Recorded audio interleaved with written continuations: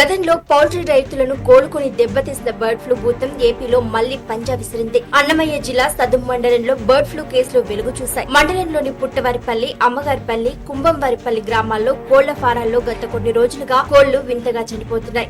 కేవలం వారం రోజుల వ్యవధిలోనే దాదాపు 28,000 కోళ్లు మృతి చెందడంతో స్థానిక రైతులు ఆందోళనకు గురయ్యారు. కోళ్లు గుంపులుగా చనిపోతుండటంతో అనుమానం వచ్చి అధికారులు వెంటనే ఆయా ఫారాల నుంచి శాంపిల్స్ సేకరించారు. వీటిని పరీక్షల నిమిత్తం భోపాల్లోని high security animal disease lab కు పంపించారు.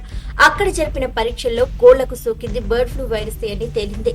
కేంద్ర బృందాల నుంచి నివేదిక రాగానే జిల్లాల యంత్రాంగం ఒక్కసారిగా ఉలిక్కిపడింది. కలెక్టర్ ఆదేశాలతో సదుం మండలంలో ప్రత్యేక ఆంక్షలు అమల్లోకి వచ్చాయి. వ్యాధి నిర్ధారణ అయిన వెంటనే 3 కోళ్ల ఫారాలను అధికారులు సీజ్ చేశారు. వైరస్ ఇతర ప్రాంతాలకు విస్తరించకుండా పటిష్టమైన చర్యలు తీసుకుంటున్నారు. జేసీబీలతో భారీ గుంతలు తీసి ఆయా బ్లీచింగ్ పౌడర్, సున్నం చల్లి చనిపోయిన కోళ్లను జాగ్రత్తగా పూడ్చిపెట్టారు. రెవెన్యూ, పోలీస్, వెటర్నరీ శాఖల ఆధ్వర్యంలో ర్యాపిడ్ రెస్పాన్స్ టీంలు రంగంలోకి దిగాయి. సదుం మండలం నుంచి బయటకి కోళ్లు, గుడ్ల రవాణాను పూర్తిగా నిలిపేశారు. పరిస్థితిని ఎప్పటికప్పుడు పర్యవేక్షించేందుకు కలెక్టరేట్ లో ప్రత్యేక కంట్రోల్ రూమ్ ను కూడా ఏర్పాటు చేశారు.